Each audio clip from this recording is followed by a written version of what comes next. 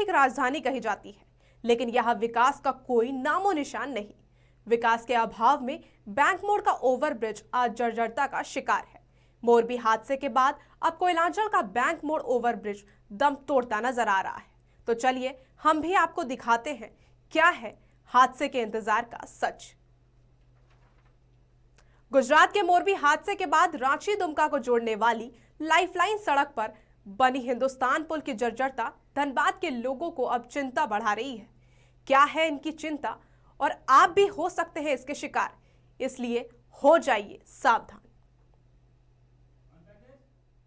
Bank मोड़ का overbridge क्या हादसे का कर रहा है इंतजार? डीपीआर के बाद भी क्यों नहीं हो रहा कामकाज? क्या गुजरात मोरबी हादसे की तरह यह भी कर रहा मौत का इंतजार? कब तक ध्यान नहीं देगी झारखंड सरकार, या हादसे से पहले लेगी संज्ञान?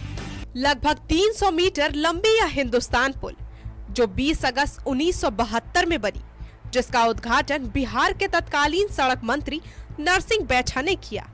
लेकिन जैसे जैसे दिन बीतते गए, वर्ष बीतता गया, सड़क की जर्जरता अपनी कहानी खुद ब खुद बयां करती चली आ रही है। विडंबना यह है कि जहां देश आजादी के 75वें वर्षगांठ का अमृत महोत्सव मना रहा है, वहीं मोरबी जैसा हादसा लोगों के दिलो दिमाग में घूम ही रहा है, जो शायद अब तक तो खत्म नहीं हुआ।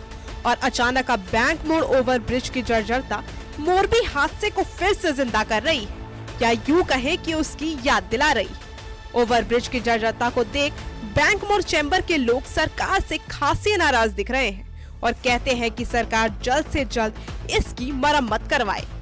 ये पुल जो है, तो श्रीमान उमा शंकर जी जो डीसी थे, उनके समय में 3 दिन तक रोड को जाम करके पूरी पब्लिक को परेशान करके इसका डीपीआर बनाया गया था।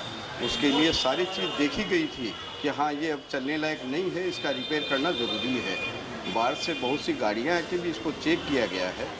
इसके बाद में भी अगर इसको नहीं निर्माणाधीन जो है उसको करना चाहिए, कहीं कोई हादसा बड़ा हो गया, उसमें जान माल की क्षति के साथ साथ में जनजीवन भी कोई क्षति हो जाएगी, तब सरकार चेतेगी। इससे अच्छा है कि पहले ध्यान देके इसका जरूर ध्यान दे और जनप्रतिनिधि को भी आगे बढ़ाए, जिससे कि वो कर सके। प्रशासन करेगा तभी जनप्रतिनिधि जो आगे बढ़ेंगे। जब बैंक मोड़ ओवरब्रिज पर 4 पहिए वाहन से लेकर 2 पहिए वाहन की लंबी कतार लगती है, घंटों लोगों को पुल पर जाम का सामना करना पड़ता है, उस वक्त लोगों के रूह तो कांपते ही है और बरबस भगवान ही याद आते हैं।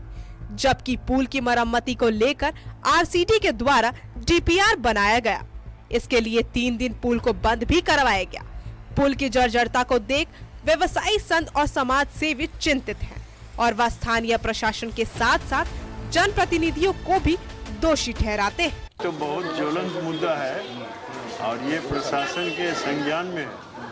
प्रशासन के पास संकल्प शक्ति की कमी है, इसीलिए अभी तक काम नहीं हो रहा। इस पे काफ़ी बार चर्चा हुई है, हमारे जनप्रतिनिधियों ने भी समस्या की ओर ध्यान आकृष्ट किया और हर समय जाम भी रहता है और पुल को तो तुरंत इमीडिएट रिपेयर की आवश्यकता है। और जैसा कि सुरेंद्र जी ने कहा कि कोई हादसा होने के बाद सरकार चेते, उससे बढ़िया है कि पहले ही इस पर कार्रवाई होनी चाहिए, पहले बना के। हाँ, और सरकार के संज्ञान में ये पुल कमज़ोर है, इसका रिपेयर होना चाहिए, इसका डीपीआर वगैरह बना है जहाँ तक हमें जानकारी है।